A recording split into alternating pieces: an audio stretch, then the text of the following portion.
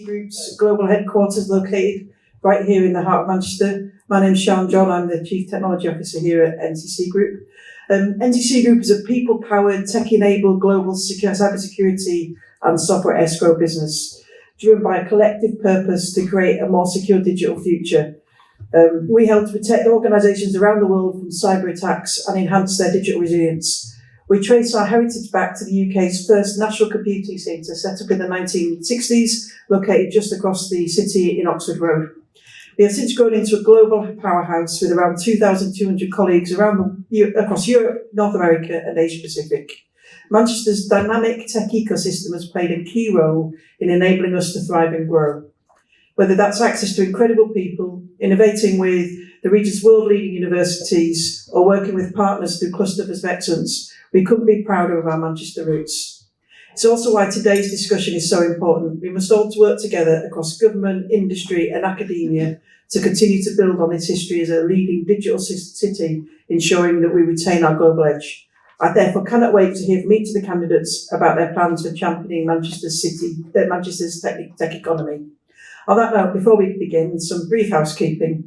So there are no expected fire alarms expected today, so if they go off, follow the follow me as I run from the building. But actually, if the alarm sounds, make your way to the nearest exit, which is actually behind that set of walls here around at the back. And there will be then stairs and then to the left in the lobby. But follow the instructions from the NCC people here that will help you out. If you need to use the toilets, they are just here to the left. So without any more ado, I'll hand over to Sue Daly at techUK to begin the proceedings. Thank you.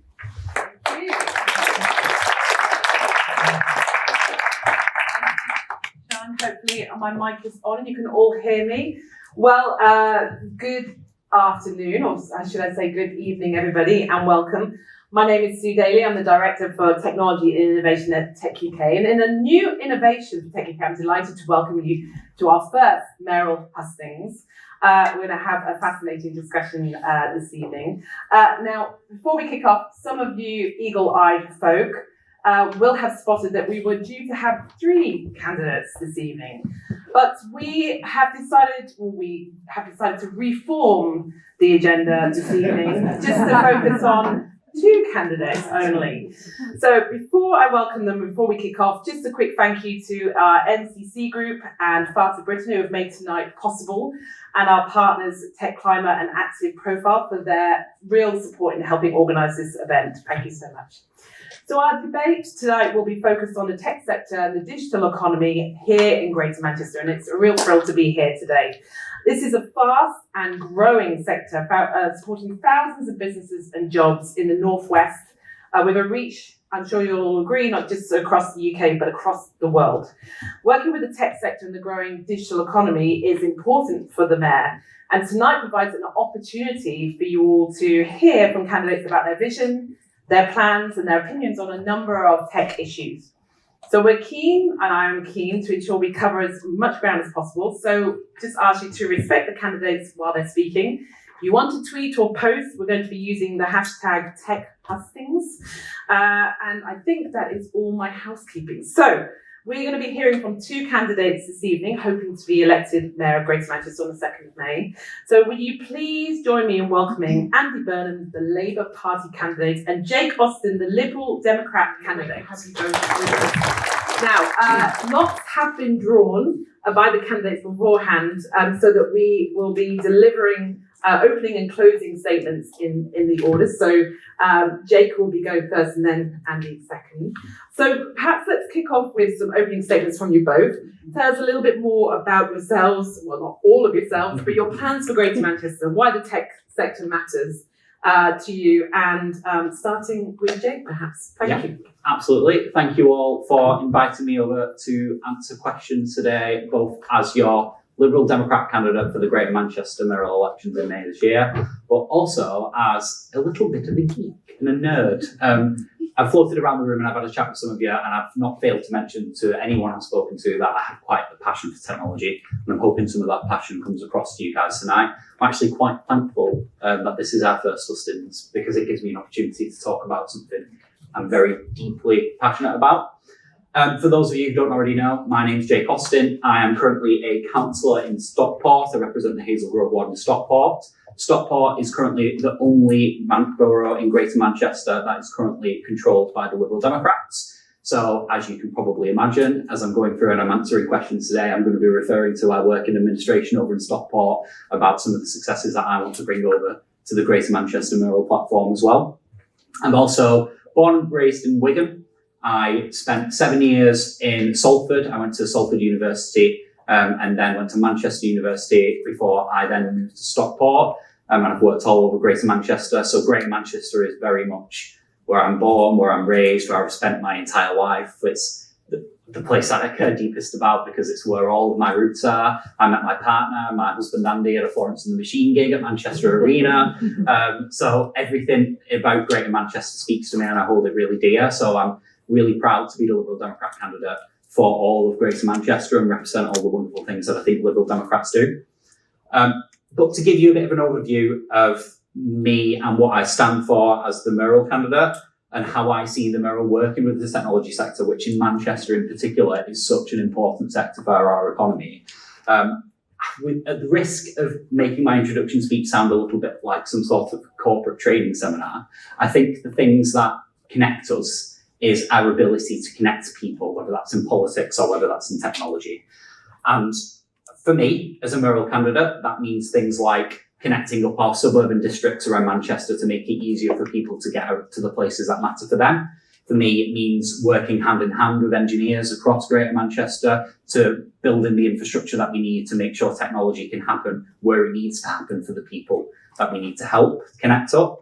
And for me, it means connecting people up to the right organisations, digitally upskill them and tackle problems of digital exclusion. So in short, my aim as your Liberal Democrat candidate for Greater Manchester Mayoral is to connect the people of Greater Manchester with the people, the skills and the places that will help fuel a richer and technology-driven economy.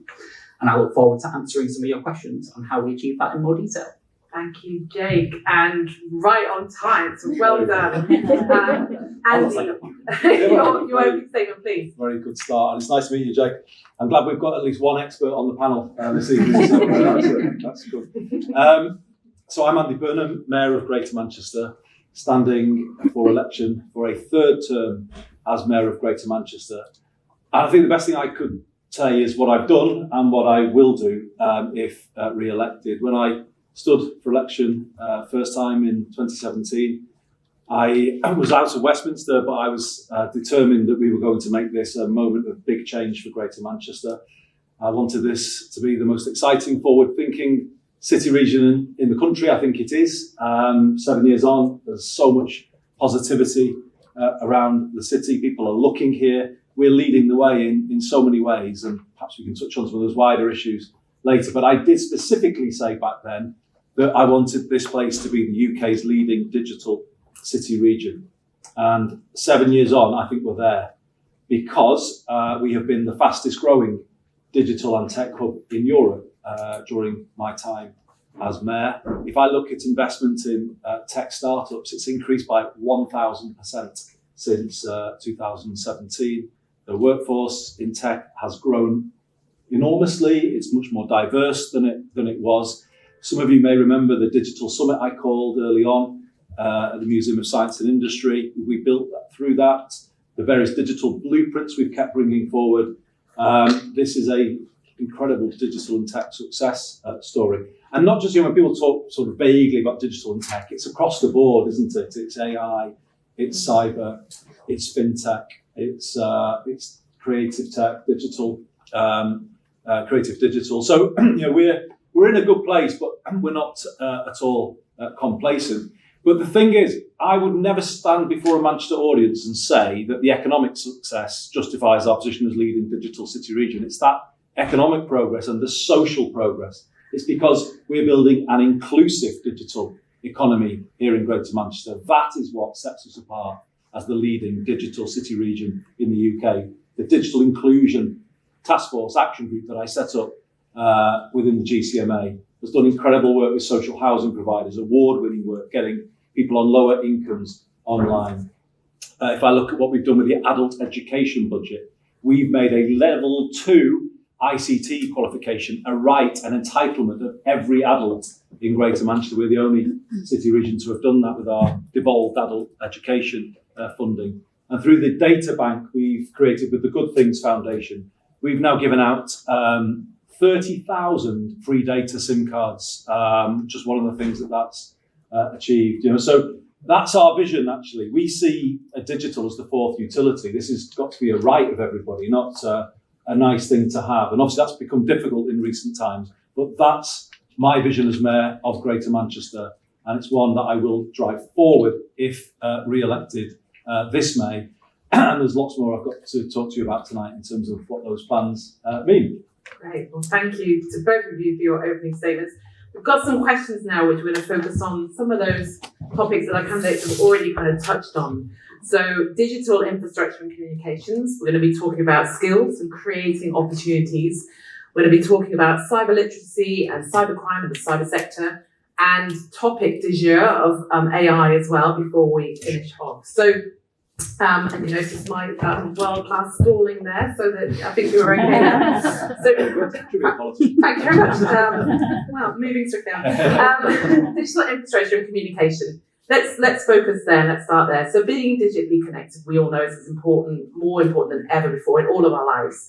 Whether you're at home, accessing services, or connecting with family, and whether that's fibre or 4G or 5G, even maybe 6G in the future. So, and Andy, you kind of touched on this briefly, so perhaps I'll come to you first. If you were re-elected on the 2nd of May, how would you help drive that agenda forward? So you touched on what you've already done, but what will you be looking forward to as well? Sure. So at that first digital summit, we set quite big ambitions around digital infrastructure. If I go back to 2017, I think it was about 2 or 3% of our households had gigabit connectivity. Here we are, 7 years on, that's 90%. And one of the big things that we achieved was a big uplift in digital infrastructure working with the DCMS. We had very minimal fibre connectivity. That's now 50% across all properties in Greater Manchester. So we've actually kind of changed things quite considerably. But we've got to go the extra mile. We've got to make sure that it's in all of our communities. Because as I said, I don't think it's a leading digital city region that leaves some of our outlying areas with poor connectivity. That isn't what we should be about. And through some of the discussions I've had with industry players, I've been saying to them, we need to be really ingenious now about how you relay them to the hardest to reach homes. Because that, to me, would be a fantastic thing if we could get to that point where every single property in Greater Manchester has what you would say 21st century levels of connectivity. There are no black spots. Can we get to a Greater Manchester with no black spots? I'm putting the question out there. I'd be interested to hear from you about that tonight. But that absolutely is where we should be going. I've just launched bus tracking on the B Network app today. So that is now live across the whole of Greater Manchester for all bus services. But it really brings home to me those black spots, because we were sitting there with TFGM and we've been testing it before it went live, and it does drop out. And there's something here for the mobile industry. Why is it dropping out so much? Why do we still have black spots? Sometimes very close to the city centre, and that's got to be fixed. It shouldn't be the case that a mobile phone call here has to be done in 3 stages, but it is still like that at times, particularly if you're on the move. So for me, it's about building on the really solid foundations that we've got in terms of that fixed connectivity. But it's making sure that then we're filling in those black spots. We've got 100% high standard connectivity right across the city region. And for honest, we're not there yet, but we need to get there. And I want your help in coming up with those ingenious solutions to get it to that last mile and the hardest to reach places. Thank you, Andy. So, same question to you, Jake. Digital infrastructure and communication, how would you drive this agenda forward? Yeah, of course. Andy's already touched on a lot of points that I was going to mention, and I think as respectively Labour and Liberal Democrat representatives here, we are probably going to agree on a lot of the things that we are saying here. That may not have been the case if 3 of us were here instead of 2, but we'll never know about that, will we? So I completely agree in terms of the infrastructure and the connectivity that we have across Greater Manchester is strong, but it's very, at the minute, connected into the areas where there are obviously big population hubs, like our town centres, our district centres, our city centres. And while there are black spots within those as well, they are fewer and far between compared to if we look outwards to other suburban districts of Greater Manchester, where it's more common for you to encounter houses that don't have 5G signal or even 4G signal sometimes, or there are hotspots where fibre is largely inaccessible to people. And when we think of Greater Manchester, that's not the kind of infrastructure and ambition we should be having when it comes to connecting those areas. We know why those hotspots are in place, because when it comes to engineering the infrastructure that you need, the 5G mats, the fibre lay that you need to get those areas connected, obviously the incentive is to connect as many people as quickly as possible.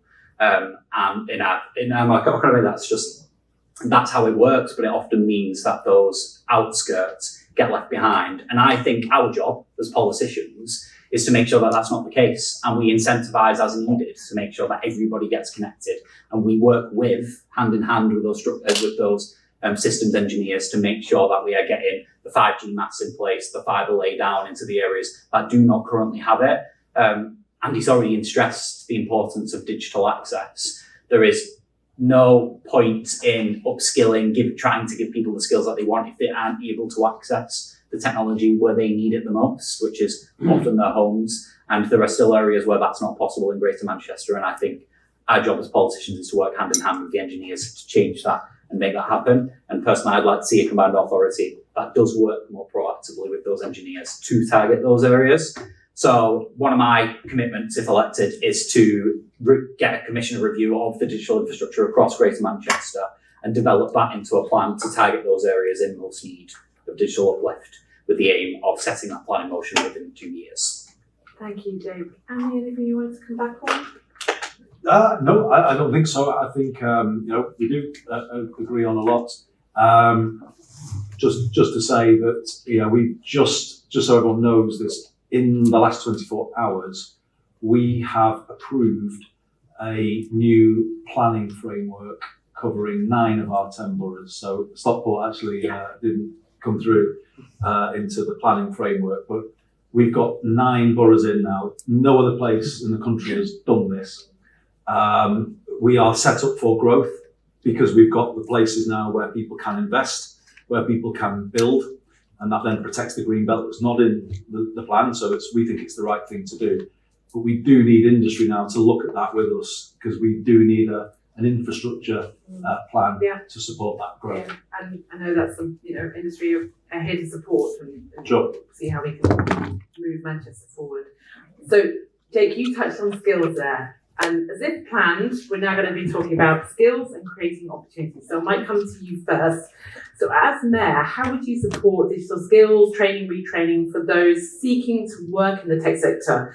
And how could this help tackle digital exclusion? You touched on that yourself around not being able to have access and the people that need it. So what would you do there? Yeah, of course. Thank you for that.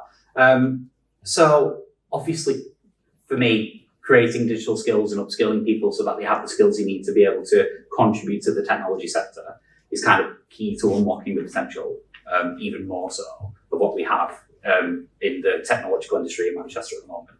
And I think, personally, there are multiple ways we can go about that. Andy, I'm sure, will talk a little bit about plans and education on that. I want to talk a little bit about how we can go about retraining adults across Greater Manchester who are currently not necessarily in a technologically equipped job, who then want to go in and enter the technology industry.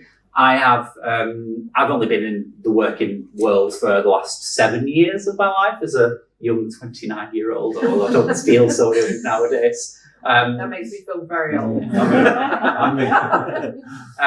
And I've already noticed, like, so many of my friends, so many of my colleagues are looking to move out of the sectors that they are currently in and enter either IT project management, which is what I'm currently involved in, or become programmers or coders and contribute to the technology industry in that way.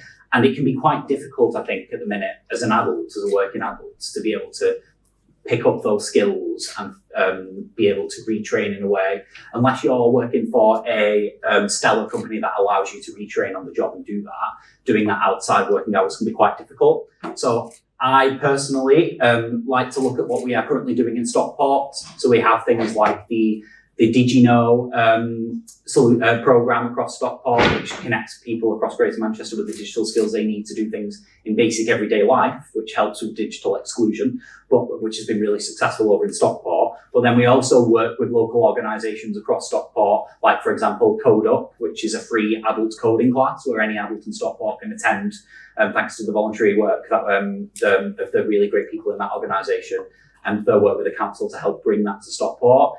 I would like to see that replicated across Greater Manchester so that we have free adult coding classes, working with local organisations in the voluntary sector to be able to deal that as best as possible so that anybody can be retrained and anybody can enter the tech sector if it is their ambition to do so. Because I think there are a lot of people in Manchester who have the ambition to do that, but we don't necessarily have the infrastructure and the training to be able to deliver that to them.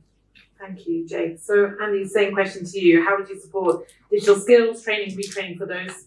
Sounds like a lot that want to work in the tech sector itself. There's some really good ideas there. But here's mine. This is really my big idea for this mayoral campaign. It's the MBAC, the Greater Manchester Baccalaureate. So at the last mayoral election, the B network was the big idea. And to prove I can deliver, that is becoming a reality. We will move into the second stage of bus franchising on Sunday in the north of the city region. So, that is coming through, and that's what I said I would do. But this time it will be to turn my attention to education, as Jake said, particularly to technical education. We were given powers in our Trailblazer devolution deal that I negotiated with the government last year to move into post-16 technical education. And the MBAC is the big idea. What is it? It's an equal alternative path for young people to the university route. For as long as most of us in this room, indeed all of us, have been around, the university route's been allowed to dominate English education policy under all governments, to be honest, including the one I was in. So let's just make it plain. It's not a political point. To the detriment of young people who have different talents and want a different path in life. The truth is that the current system doesn't work for 2/3 of our kids, because 2/3 of our kids don't take what's called the English baccalaureate, which is the measure that schools are judged on. Only recently was computer science added to the optional subjects within it. It wasn't originally there. And then it's all about, the traditional university favoured GCSEs and then A-levels, UCAS and all of that. When you've got 64% of kids who don't take the English baccalaureate and actually the same amount who don't go on to university, you won't succeed if your education system is simply not catering for them. So that is what we're doing. The EBAC is on the one hand to the university. The MBAC will be our new route for young people looking for technical qualifications and a path to the world of work. And we've identified 7 gateways in the GM economy, of which you won't be surprised to know digital and tech is one of the leading ones, because we want them to go to paths that are not dead ends, but paths that have real good jobs. So what we are saying, contrary to the English baccalaureate, we are saying that computer science, which you could argue about how good a qualification it is or not, that or an ICT qualification should be compulsory in the MBAC. Everyone who's on it should do it. And that is a big signal to our young people that is something we are highly recommending that they do. And then engineering, which is useful as well from a coding point of view, we are saying that should be in the MBAC, which is not currently in the EBAC. And then it will be to go towards the 7 gateways, but if kids are moving towards the digital and tech gateway, we are saying that T-levels sound like a good reform to us, and I was in this building talking to colleagues from NCC Group about this. We want increasingly young people to be able to apply, not just to go onto a T-level at college, but with the work placement and the name of the employer attached. So in the same way that somebody can apply for university, we give them visibility of the work placements linked to the T-levels so that they can start to see how they could progress to a place like this or some of the others that you all work in. And then from there, it's on to higher apprenticeship, a level 6 qualification. Yeah. This is a superior path for many of our kids because it gets you to a degree level qualification, but without the debt that comes from it. And just a final point to make, it's something about the kind of place that the city region is at the moment. You know, when I came back from university here, I had to do what many people in my generation did, which is if I wanted to get on, I had to go south because there was nothing here in the early 90s, and that's what I did. Many people, a few nods there, I think people remember that type of era. From the mid-90s to the sort of start of the 2020s, I think we brought a lot of businesses to come and locate here. A lot of people relocated here, and that was an exciting chapter. The thing we've hit now, though, the kids who are sitting in their bedrooms in Hume and Old Trafford and Moss Side, they can see the skyscrapers, but they can't see a path for themselves to the skyscrapers. The MBAC gives them the path to the skyscrapers. It gets them into buildings like this. It allows them to feel at home in places like this. And then GM makes the most of the talent that is there in our 10 boroughs. So the big idea is the MBAC for me if I'm re-elected as mayor. Thank you, Andy. Jake, anything you'd like to come back on? Yeah, I'm happy to talk a little bit more about the MBAC because I really admire the ambition of giving our young people an opportunity to train and upskill in the areas that Greater Manchester really needs for its economy. I'm glad you brought up the EBAC as an example there because I'm just not necessarily sure the EBAC works and I'm not entirely convinced that an MBAC is the right way forward to do that. Personally, maybe it's my little liberal hat, but I don't think prescribing routes forward for young people to take in terms of the subjects that they should do to reach certain levels in what we can say is a best guess of what Manchester economy is going to look like in the next 5 to 10 years is necessarily the right route forward. I personally believe in giving young people the freedom to choose what subjects they think matter most importantly to them, but also making sure that throughout their life, whether that's in school, whether that's later on when they want to retrain, that they have the ability to then upskill and change into something else. I don't disagree with that ambition. I just don't necessarily think it's the right way. I hear what you say, but just a minute. Do you want to come I understand the point that's being made. And if it was my policy officials thinking, we think we know what jobs are in those skyscrapers, you would have a point. But it's not that. This is the country's first truly employer-driven technical education system. So I've already established an employer board to guide the system. And we've got networks over each of those gateways, designing the content of the T-level curriculum, feeding into the qualifications that they think should be there, starting to work together to provide the work placements for the T-levels amongst them so that we start to share amongst the sector, everyone playing their part, getting the number of T-level placements into the system. So I understand the point, it would be a fair point, but this is the beauty of Greater Manchester devolution. It's not just like politicians impose top down and expect it all to magically work. It doesn't work like that. Life doesn't work like that, does it? The beauty of the way we work in Greater Manchester is the partnership, where we're all building it from the bottom up together. And that's what's so exciting about it. And I think this is a game changer for us. And I just say to everybody, get on board with it, because the more that you do, this place will become the place that can guarantee the talent. And that takes us to the next level of success as a digital and tech sector. Thank you, Andy. We're going to be moving on to our next topic, which is cyber literacy, cybercrime, and cyber sector itself. Jake, I'm going to come to you first on this one. The global cost of cybercrime was around $8.4 trillion in 2022. That number is staggering. Greater Manchester has a growing reputation for a strong cyber ecosystem. We've seen that build over the years. So as mayor, how would you make sure the public are more aware of the cybercrime, the threat of cybercrime, and use your police powers to help address this? Yeah, I think the question touches on the solution here, really. Awareness is the key to tackling this issue. I think we are getting to the point that these days where cybercrime and scamming is so common and also so sophisticated. The methods that cyber criminals use to defraud people are becoming increasingly more complex. I think we all know somebody who's received a text pretending to be from their bank. They've followed a link, they've accidentally entered the details, and suddenly before they know it, money is getting drained out of their accounts. It used to be that this cybercrime, we often thought, particularly those of us who are a little bit technology savvy, thought it was purely the remit of people who are not really that clued on technology. That's not the case anymore. Even those people who are clued up on technology and understand how these things work are getting fooled pretty easily. And awareness, I think, is the key in how we resolve that. Last year, we sort out within Greater Manchester Police itself. I think there was a data breach that released information on officers within GMP.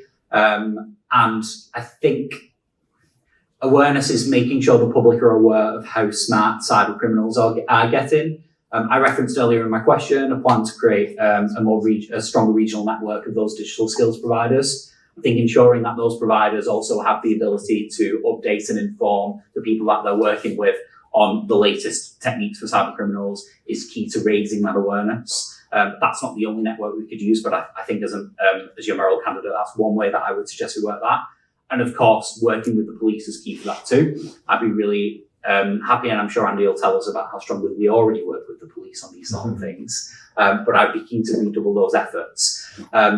But also, of course, we've got to consider the fact that the police are very much under-resourced thanks to the lovely central government funding that we currently get from that for GMP at the moment. That makes it very difficult to tackle for the police to be able to effectively tackle those issues. I'd like to be an advocate to make sure to fight against central government to ensure that that doesn't happen in the future. But I also think that means it gives us an opportunity to maybe explore other partnerships that aren't necessarily just for the police, with areas like action fraud, with our own local councils across Greater Manchester, or with other third sector organisations that are experts in this sector that aren't necessarily the police, to make sure that we can raise awareness and spread this throughout Greater Manchester and make it a lot easier for people to avoid what is becoming a very complex problem. Thank you, Jake. So Andy, same question to you. Yeah. The key question, right? It's a massive question. The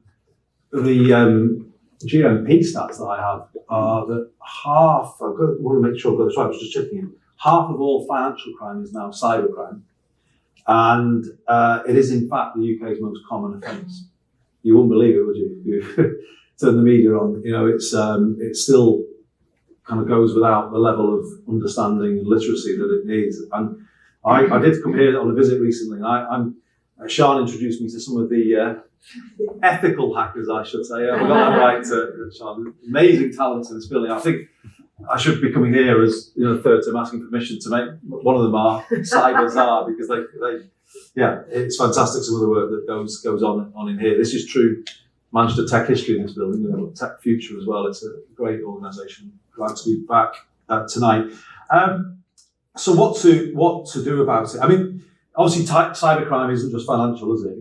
It's there also to perpetrate significant public order attack, terrorist attack even. I remember in 2017 being struck how we'd been through the physical attack of the Manchester Arena bombing. And there was then it was called a WannaCry attack, wasn't it, at the time? And, it was clear to me how we'd done all this thing about physical, but there was just people didn't know what to do with the cyber attack that went right around the world. And I think we're still in that world, aren't we, where perhaps the attack of the future would be a mixture of cyber attack and then physical. We've just got to get more serious about this, haven't we, as a society, but also just to protect our residents who are vulnerable every day, aren't they, from the phishing operations that go on. So I've been talking to my team because of GCHQ in the city, and we're very proud of that, proud of you, NCC, and everything that goes on here. But we do have some big cyber players actually now in the city. We've done a lot on cyber skills through Manchester Metropolitan at the university and other players. We have a cyber foundry which we created there.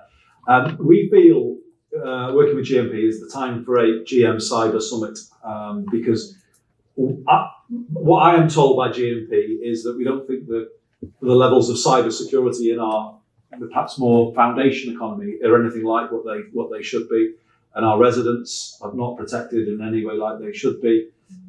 So I think given the strength we've got in cyber, and GCHQ have said that they'd be willing to play a part with the National Cyber Security Centre. So I think we can do something in this space. So it's something of a commitment going forward, to be honest. Big issue, needs more attention. Yeah, great. Jake, anything you wanted to come back on that? It seems like this is an area that you're both in agreement on. It's a really tough, a big issue we need to tackle more. It is. No, I don't really have anything further to add. I think we both basically agree with the importance of having to raise awareness to make people understand the seriousness of the problem, because unless people know the techniques, know what's being used against them, it's impossible for you to be able to combat those. As knowledge is power, as they say, and I think it's important we empower our residents so that they can protect themselves while also being able to rely on the police to help them when needed. Yeah, I mean, I'm going to say something that Sian knows very, very well because we used to work together back in the time. It's really an approach of people, process, and technology, right? Yeah, technology sure. having the process, but also remembering we have to keep the people in there as well. And how to do 100%. that. Well, we're going That's to why just to say that was why Very the quickly. digital tech workforce needs to employ from all backgrounds, doesn't it? So that we make sure that all perspectives are in the conversation. Absolutely. And there's definitely more work to be done. Absolutely. Well, an area that's equally important is in AI, artificial intelligence. So we're moving on, and Andy, I'm going to come to you first on this. As Mayor, what do you see as the opportunities and the risks of AI for Greater Manchester's businesses, services, and citizens? So you've got to look at both, right? Opportunities, but also the risks. You do, you certainly do. I'm part of the Bloomberg Mayoral group, and I had my first Mayoral AI workshop with a load of US mayors in Washington a few months ago, and it was we've got to think about the opportunity in our work actually, because mayors around the world are starting to introduce AI into sort of one-stop shop systems. The frequently asked questions, and there's some really good things happening there. We're part of a pilot with Google actually around. I know you're not going to believe me when I say this, given the congestion, but on traffic lights, we've introduced use of AI around the sequencing of traffic lights, and you know what? It works. There was a 10% better throughput actually on the ones that we. I think this audience would believe you on things like that. Good. Well, yeah. I was a bit sceptical, but it works. So there are clearly the benefits for the running of the city, certainly, and we are looking at those. Clearly, there are big benefits for a modern, future-facing economy like ours. So if I look at life sciences, for instance, and down the Oxford Road corridor, we are developing an increasingly globally significant cluster of life sciences diagnostics businesses. AI, as I'm speaking as a former health secretary, it could be completely transformative in terms of diagnostics because it could actually spot things that the human eye couldn't, and therefore the speeding up of tests, the accuracy of diagnostics could be completely transformed. So for me, what I'm looking at is how does AI link to the sectoral strengths that we've got? Obviously, advanced materials, manufacturing, there's huge issues there. But there are definitely big risks to be aware of, and I think clearly there's the obvious one, which is the displacement risk in terms of an economy that if we've got a lower wage economy, it could lead to if you see rapid expansion of AI, you could see quite significant displacement. We can see the risks that in the political sphere. Actually, I don't think, Jake, this campaign will be AI free. I'm sure there will be fake photos, voices of ourselves appearing around at some point. I think I'll come back to the opportunity though. I'm speaking again as Police and Crime Commissioner for Greater Manchester. I heard a conversation on the radio this week about people sending indecent images, cyber flashing, or cyber flashing, what do you call it?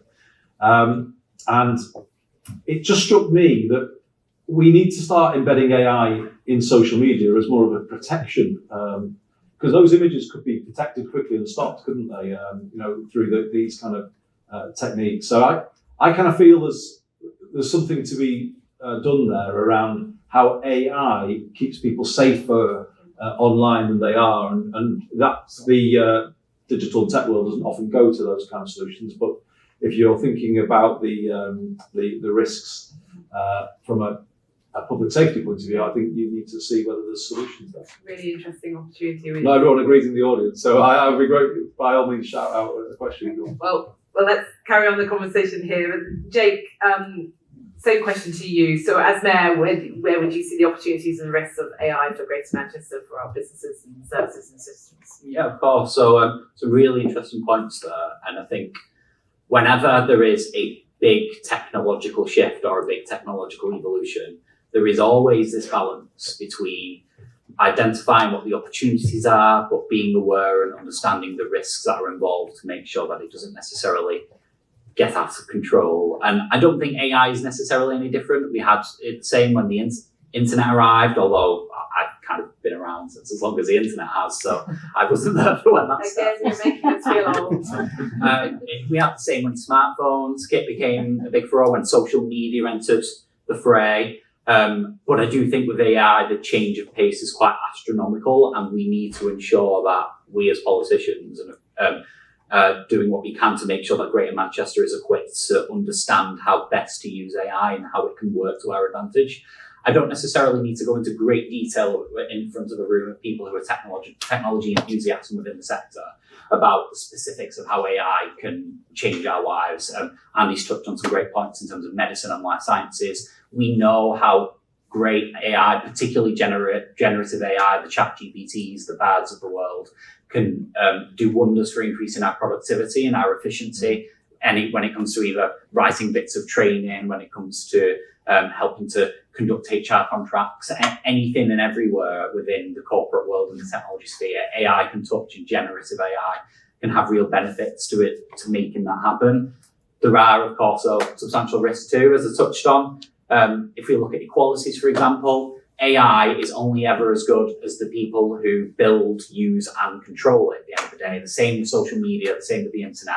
We are only as good as the people who are surrounding it and controlling AI. And so, therefore, things like generative AIs can have such a difficulty with when it comes to equalities. If we look at things like when we take a picture of our phone, it enhances our skin and the way that we look automatically through AI-driven technology. But recently, there's been a drive to address the racial bias there is in those filters, because most of them are created by white people, written by white people. So we do better on making the tech sector more inclusive and diverse, so that the AI that is built understands those biases more, because the people who are writing it understand them more as well. We look at things like the risk that AI can have on jobs, on potentially displacing people's work. I've mentioned how good that AI can be at creating business efficiencies. But of course, with those efficiencies, it means that there's potentially loss in creative industries, like people's ability to write or people's ability to create art, because they're not necessarily being commissioned as much. I will draw your attention to the wonderful world of, you may have already heard of the infamous viral sensation that was Willie's Chocolate Experience over in Glasgow. Very quickly, yeah. Yeah, let's touch on that and how that was basically entirely AI generated to defraud people into attending something. So there are a number of risks and substantial risks of AI. But as I said, those risks are only ever as strong as the people who are building, controlling, and using them. So I think the best way to mitigate those risks is to make sure people are aware that the risk exists. Again, knowledge is power, and embedding that information into the training, the organisations of the programmes that we already have. So I was going to have to stop you, but you stopped yourself. So thank you so much for that. Okay, we are, running so quickly out of time. I wish we had more time today, but we're going to take a question from the audience, if we have time for one, maybe two, but I'll try and take them both. So we've got a question from Maria. This is a bit like question time now. I know you've done question time. Maria Hamilton from Microsoft. Maria? Oh, hello. Your question, please. And then both candidates about 2 minutes each, and then we can perhaps. We've got 1 minute, we get 2 questions. Brilliant. Wonderful. So you mentioned the Manchester tech scene is booming at the moment, and it's growing at about 5 times faster than the mainstream economy. But tech is accelerating. We've already talked about AI. We see things like quantum coming in as well. How do we stay as a region ahead of this, and how do we make sure that moving forward we're still at the forefront of technology? Yeah. And did you want to Well, I come back to what I was saying about talent. The risks to the GM digital and tech sector would be that we can't. We start to have vacancy rates that are becoming known and a problem. And in fact, you could even say that maybe we're getting into that type of space already. So we've got to up our game around the talent pipeline into the digital and tech sector. We've got to send a different message into our schools. We've got to give young people visibility of what's available in our digital and tech sector, and as I said, how to get there. I honestly think that is mission critical for us, because at some point this success story could falter if we don't wake up to that challenge right now. Great, Andy, thank you. Jake? Completely agree with that point, and I think it's a really great question. I think we've touched on a lot of what I see as the solutions to that. In particular, the making sure that we have the skills available to the people who are willing to do the jobs that they want to do. So for me, it's about giving people the opportunity who want to enter that sector, who want to contribute to Manchester's technological economy, to be able to go to a place where they can get those skills and where they can start to contribute to that and enter the workforce and help make it grow. Great, because they're so concise and so clear. We're going to take one more question. So Anna Hayes from Active Profile. Where's Anna? Hi Anna, sorry, I've had my back to you. I apologise. It's okay. Your question, please, for our candidates. So, And then we're going to go Jake first, and then Anna. okay, so we run a community called Tech Climbers, and it's a list of the best performing tech scale-ups and startups in a region. So we recently did Greater Manchester, which is a great success, our first year.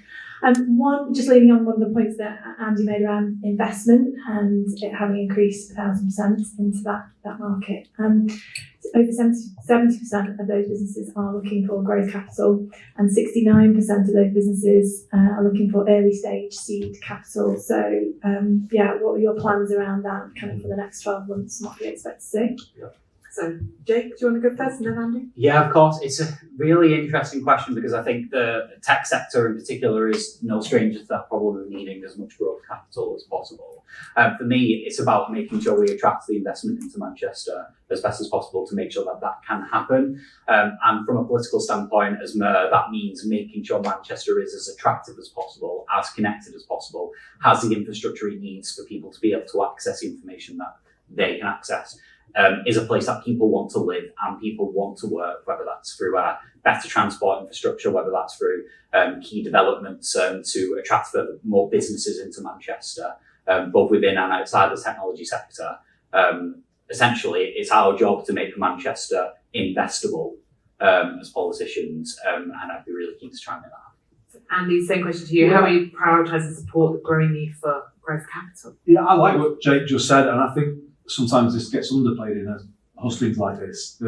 This has got to be the place that attracts that 20-something talent, hasn't it? So we do have to keep this as the music capital of the UK, and I'm off to see Liam tonight in John Square, actually. But anyway, that's a different matter. I love that you call him Liam. We do need to just keep the vibrancy in the place, the sense of a place with a purpose, with the work we do around homelessness and all. So I think that is important, to bring those 20, 30-somethings out of London, because they are looking to come out of London, and we have to be the place that they come to, and that's really important. But when it comes to these startups, to answer the question, we've got to acknowledge where we're not strong enough. And I don't think we're strong enough in terms of our VC community. And you're nodding, because that is a weakness. So I was at a meeting in London, 6 weeks ago, with the British Venture Capital Association, who have offered to help us grow the VC community. And that means getting some of those players out of London, starting to open offices here.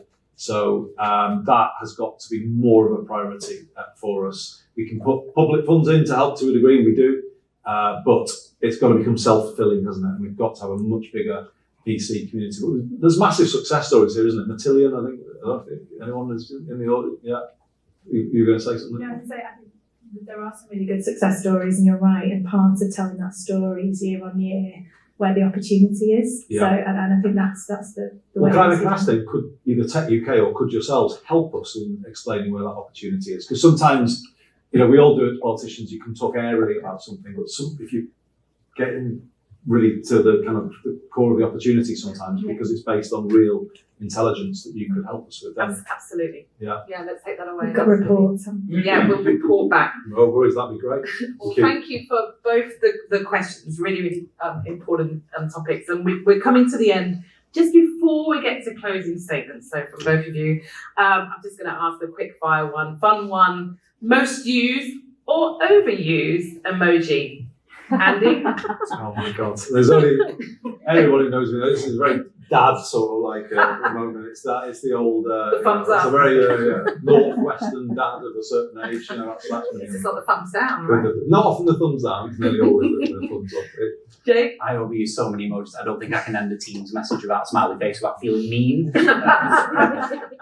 I have two candidates. I have the moon with a face, which sounds weird, but because I think it gives That's a new one. a bit of an ironic vibe to whatever you're saying, and I love sending an ironic message. Or the nails being painted because it gives sleigh vibes. Well, there you go. But you didn't think you were going to hear that this evening. Okay, we're coming to our closing statements from you both, and we use the same order that we started with.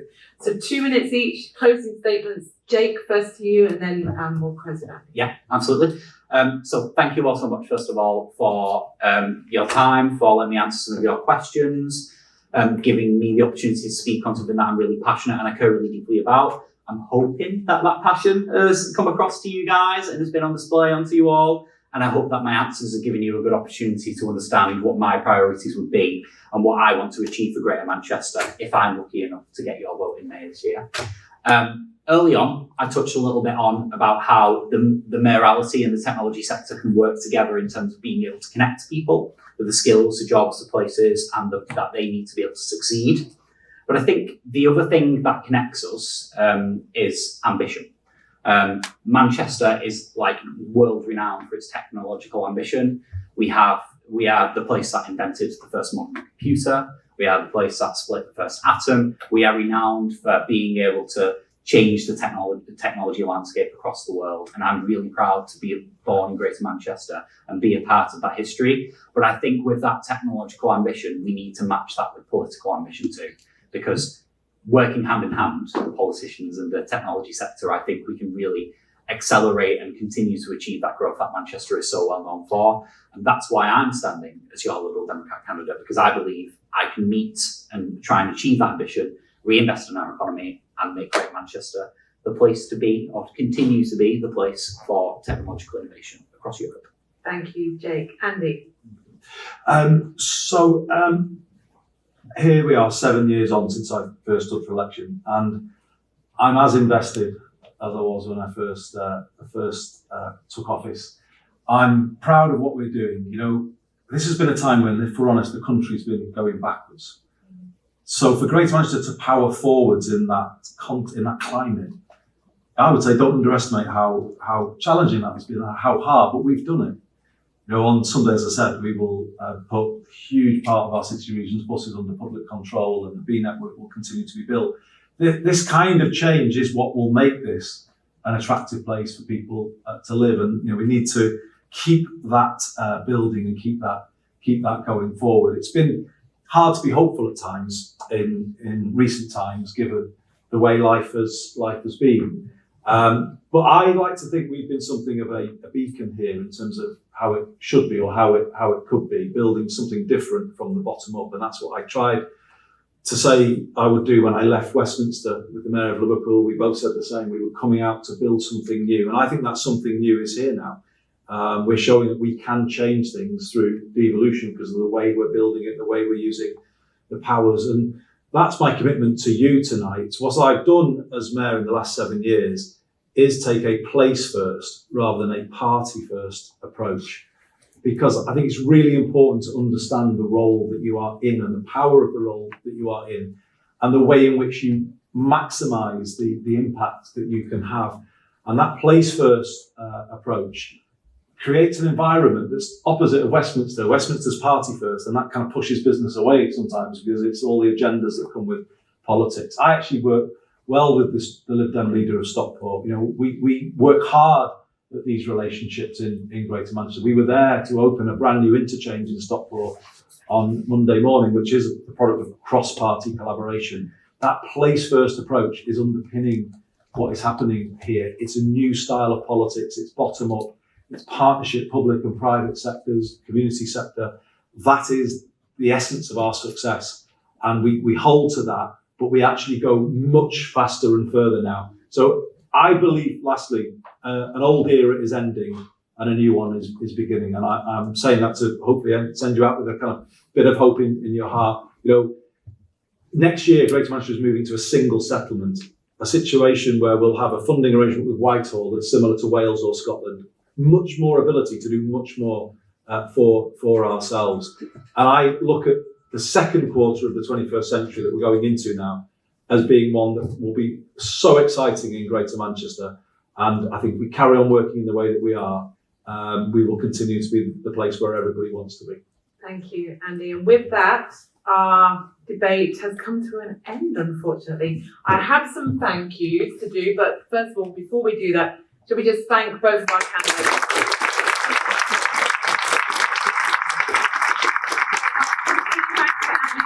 For making their time in a busy campaign, which is only just beginning. So thank you for joining us this evening, both of you. And I'm sure it's helped us become a more informed audience. So thank you so much. Thanks again to NCC Group, to Tech Climate Active Profiles and Fast Britain for all their support. And I'm pleased that Andy Bell, Andy, Head of Public Sector. Where's Andy? Hi, Andy. Just to say a few very quick words before we close. Do you want to come up? I thought he was in narration. Now, I made that joke earlier. Oh, sorry. None of my colleagues knew who I was talking about. So there you go. I'm on your wavelength. Andy, just to close us off a few questions. Firstly, thank you for attending. I'm kind of really privileged, as well as our organisation is, to sponsor this event. And I think, kind of listening to the debate, you know, a lot of us are parents that have got children and grandchildren. And for me, it's a privilege to be part of a private organisation, can deliver a lot of the, you know, a lot of the topics that are being discussed today. You know, ultimately, we want to retain talent, we want to attract new talent, new businesses, and we want to retain. We don't want people going to Silicon Valley and other places in the country. So, absolutely, it's integral to what I personally have as an ambition for our organisation. Supporting, you know, regional economies like Manchester is kind of central to the growth aspirations of the technical economy. Thank you to NCC for hosting, you know, the candidates for kind of taking the time to engage, and techUK for bringing all this together. You know, for me, tech underpins every sector, and this is why ITS created the Faster Britain brand. And this supports underserved business dense locations with a kind of future-proof, resilient, secure connectivity framework.